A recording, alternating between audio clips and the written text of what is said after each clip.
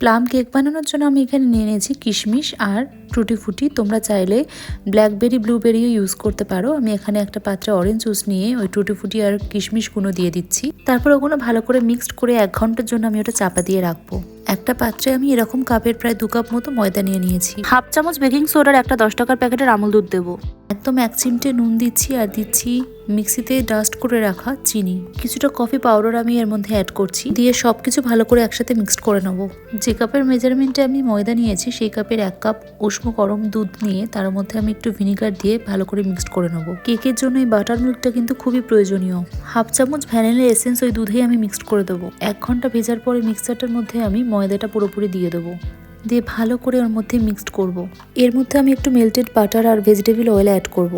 তার মধ্যে দুধের মিক্সারটা দিয়ে ভালো করে সবকিছু একসাথে মিক্সড করে নেবো। একটা টিপস দিই, যত ভালো করে ব্যাটারটা ফেটাবে তত ভালো স্পঞ্জি কেকটা হবে। এরকম একটা অ্যালুমিনিয়ামের পাত্রে আমি খুব ভালো করে বেশি করে তেল মাখিয়ে ওই ব্যাটারটা ঢেলে দিয়েছি। তোমরা বাটার পেপারও ব্যবহার করতে পারো, আর যে পাত্রে ব্যাটারটা ঢালবে সেই পাত্রটা যেন একটু ফাঁকা থাকে। আমি গ্যাসের ফ্লেমটা একদম লো করে দিয়েছি আর একটা বড় পাত্রে আমি স্ট্যান্ড দিয়ে ওই ব্যাটারটা বসিয়ে ভালো করে চাপা দিয়ে দিলাম।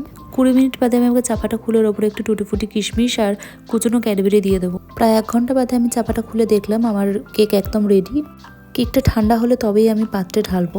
কেকটা দেখতে যেরকম সুন্দর হয়েছে আর সেরকমই ফুলেছে আর স্পঞ্জি হয়েছে, আর এই স্মেলটাও খুব ভালো এসেছে আর টেস্টও খুব ভালো হয়েছে। তোমরা অবশ্যই ট্রাই করো সবাই।